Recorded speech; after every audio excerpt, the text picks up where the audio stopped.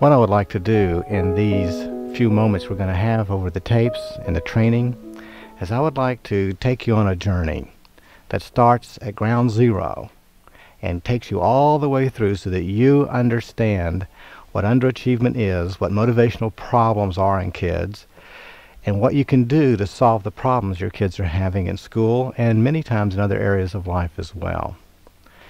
But you know, as a parent and as a psychologist, when I'm working with parents, we have a disquieting thought about our kids, don't we? When they're not doing well in a major area of life, we look at how they're functioning, we look at what they're doing, and this disquieting feeling begins to grow in us.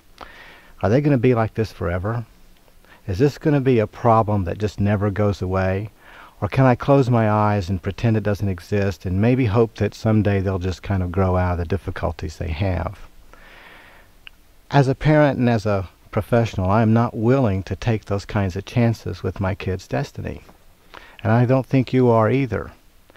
I want to do something effective that changes my kids' future, that gives them a chance to have a life that means something.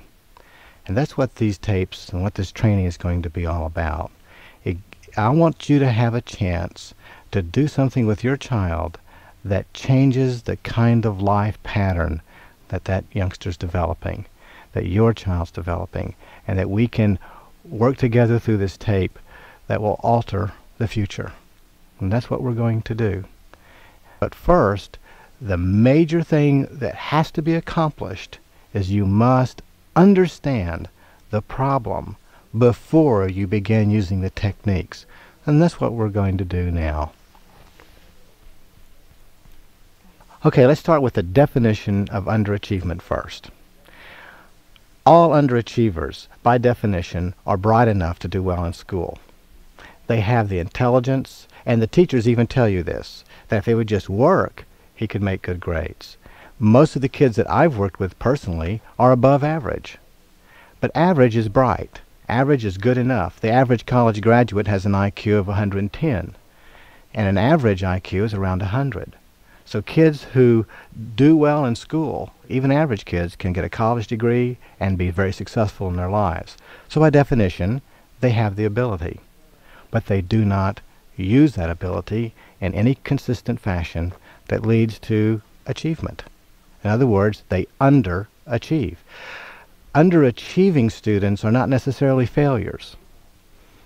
Students who are very bright may make C's and D's, but they could be making A's and B's with consistent effort. And that's the key point. Effort is not consistent. Now let me describe sort of the surface of the problem and go down to its depth now that I've defined it. It's very typical, for example, that underachievers start off the school year like a ball of fire. They may make good grades, but as the semester wears on, as the year wears on, the grades begin to fall. Sometimes they make an A in English and an F in math. In the next grading period, they reverse it. Make the F in English and the A in math. They may do very well for 3 weeks and then blow it. And by the report card, they made another poor report card. I've even seen underachievers make A's and B's and then fail final exams and blow their grade point averages. And that's what it looks like on the surface. And this problem does not just begin because a child changes grades, for example.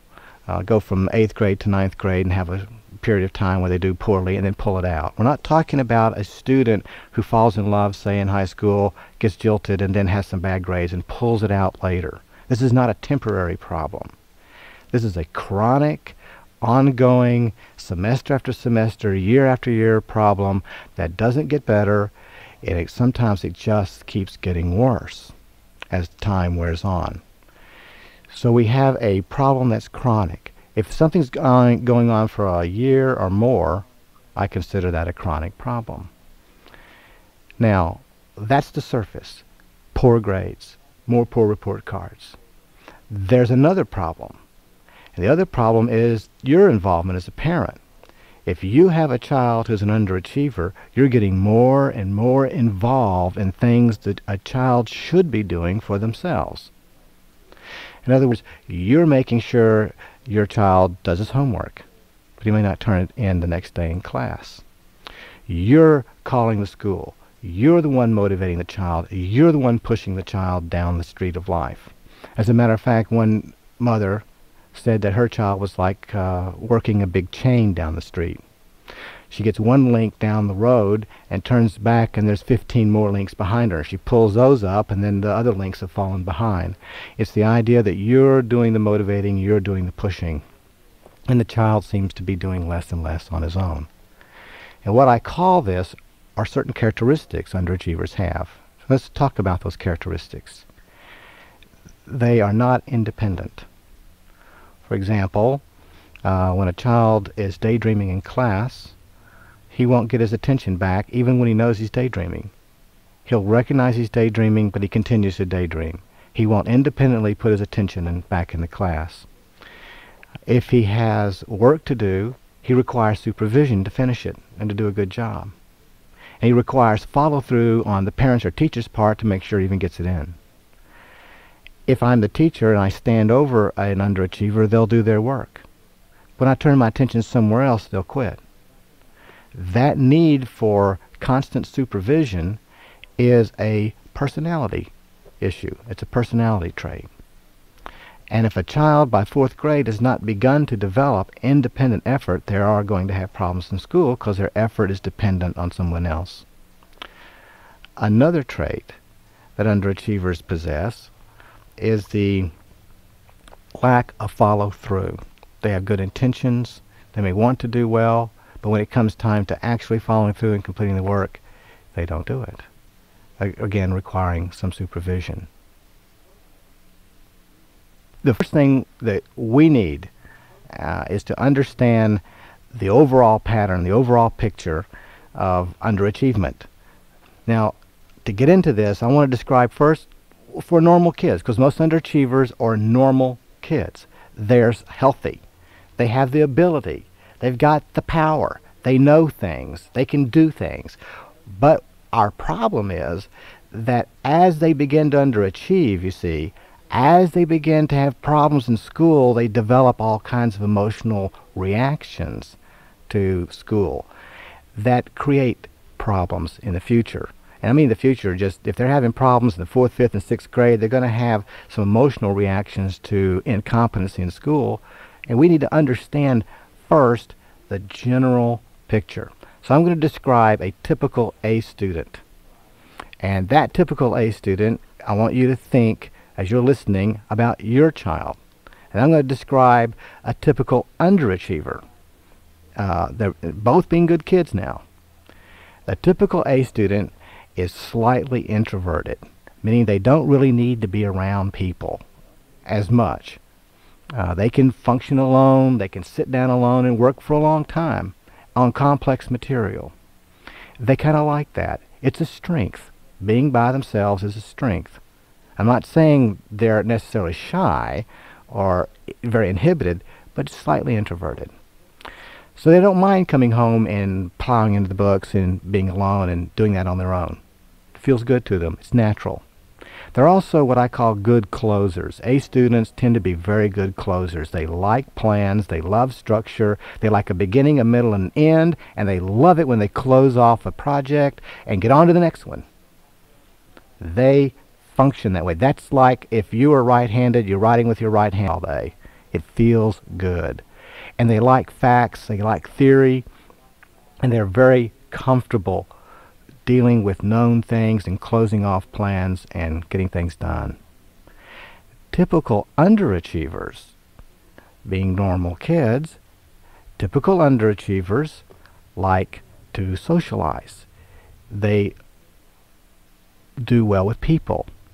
They enjoy being around the crowd. In fact, they may have trouble being only by themselves working because they're very extroverted.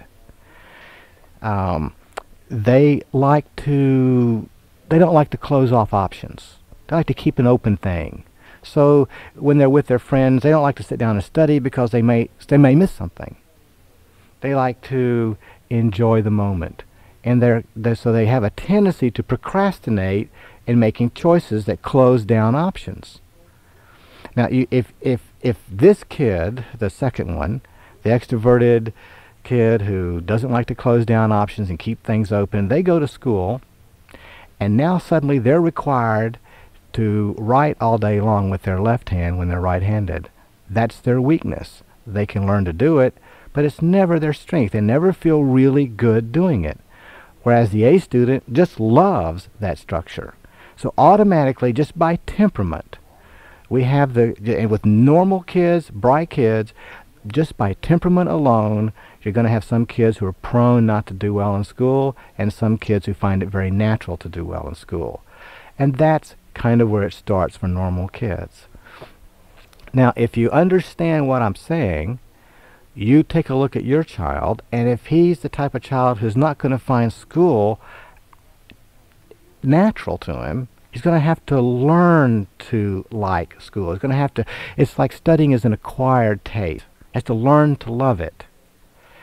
And if he goes to the school, gets a bad teacher, has some bad experiences, he starts hating school, you can begin to see as that negative reaction to learning and doing normal stuff in school, as that negative reaction begins to build over time and it's not dealt with in a productive way, you're in danger of developing an underachievement pattern. You're in danger of it for your child. You're in danger of seeing it. And if you don't have the right response, you can even make that situation worse, not even knowing it. When you think you're doing the right thing, you could be doing the wrong thing.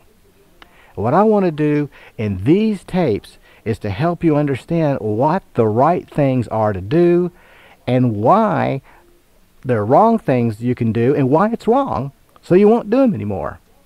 That's what I want to accomplish, okay?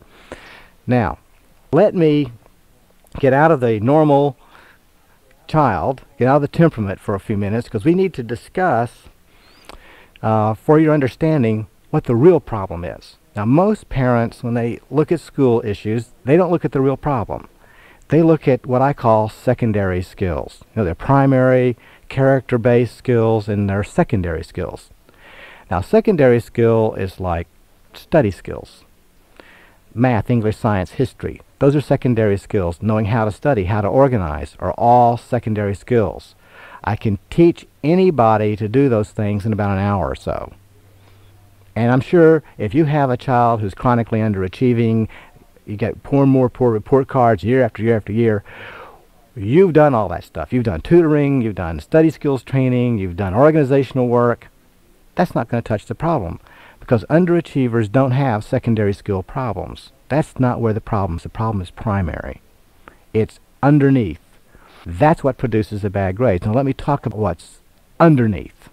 And this is going from the symptom of poor grades down to what's causing it.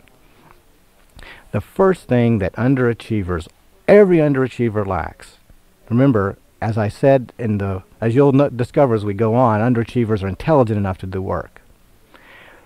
What they lack is the ability to function independently.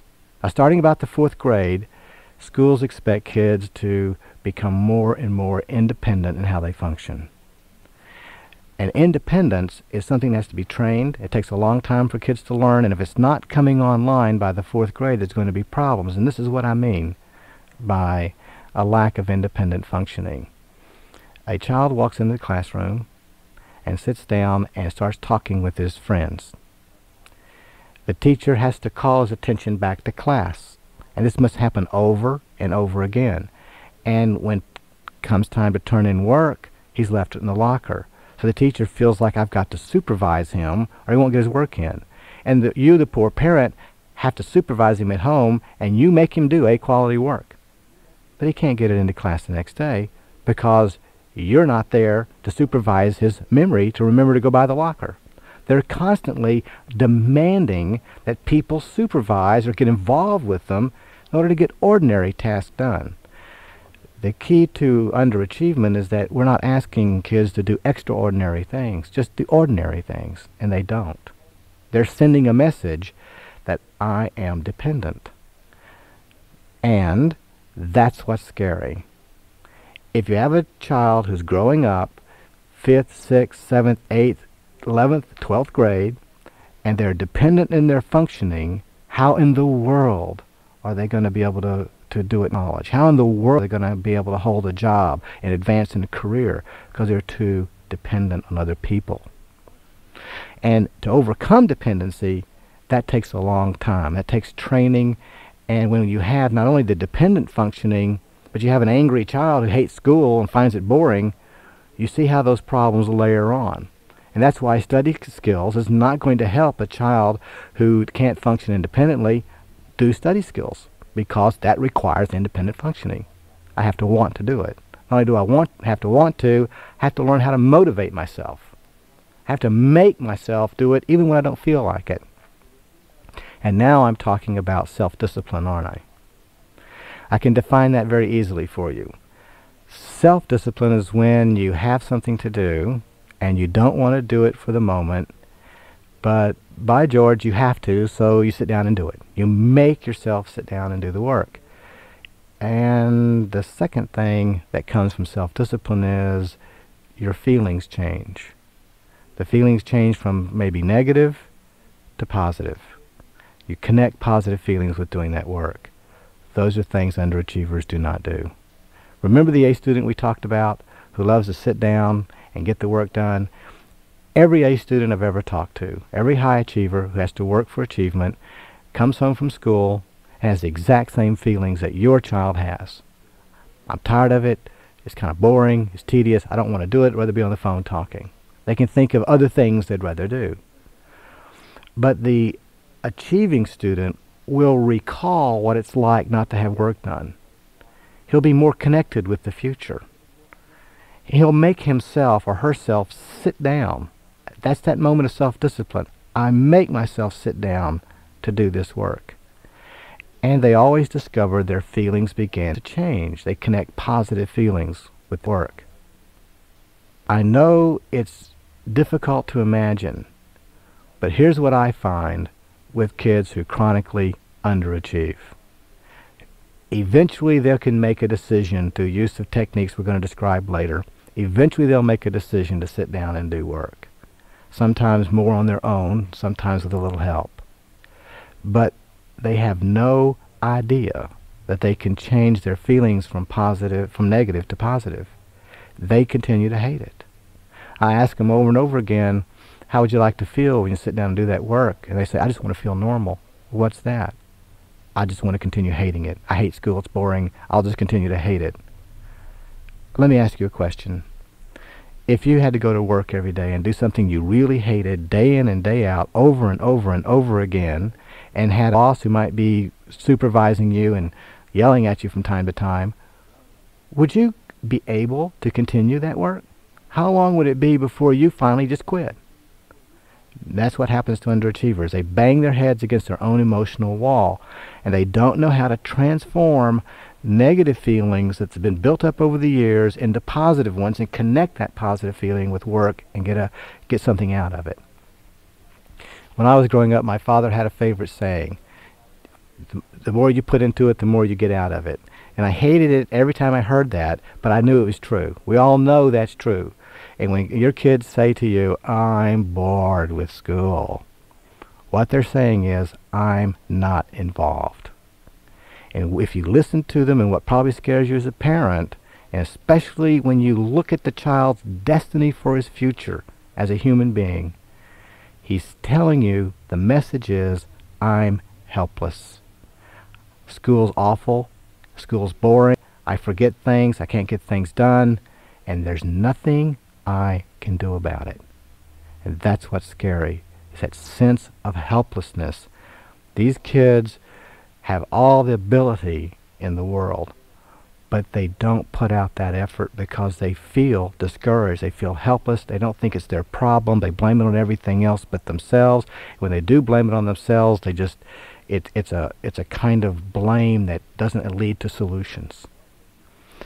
What we're dealing with, and this is what I want you to really understand, every technique I'm going to talk about, everything that must be done to help these kids has to be done at the level of their mind. We have to change the way their minds even think about problems, because they don't think about solutions. They don't look at a problem and hope to find a solution. There's no solution focus. It's not even in the ballpark. They don't even know how to search for a solution. They don't define their problems in a way that leads to solutions. So we have to change their minds. We have to change the way their thinking works. We have to change the way they see themselves and the world around them. We have to move them from a state of helplessness into a state where they believe, if I work at it, I can become competent. Now, I've touched on several important sort of character traits: a sense of competency, a feeling of confidence in my own ability to solve problems, the ability to have self-discipline, that feeling of responsibility. Those are all character primary skills that kids must learn. And if they don't, they're going to remain kind of as children. And we have a progressive educational system, don't we? A child moves from first, second, third, fourth, fifth, sixth, seventh, eighth, and on. Every year he passes, he moves on toward adulthood. The deepest meaning of underachievement, the message they're really sending is, I don't want to grow up. I want to remain kind of like a child. I don't want to assume responsibility. And I'm going to send you the message, if I can't even do well in the 7th, 8th, and 9th grades, if I can't even get ordinary work done now, how in the world do you expect me to be a grown-up person? Now, don't be fooled by kids who like to have the car and the parties and the weekends all on their own. Because if they can't be independent in their work, they're not growing up into adulthood. So when your child tells you, I didn't do the work because I didn't want to do it, what he's really saying is, I don't want to grow up. I don't want to take on a task, even if it's a weakness, as I explained earlier. Kids must learn to develop these skills around work and develop the ability to connect positive feelings with work, or they're going to be in trouble. This is what we're going to do, and I'm going to take you through step by step.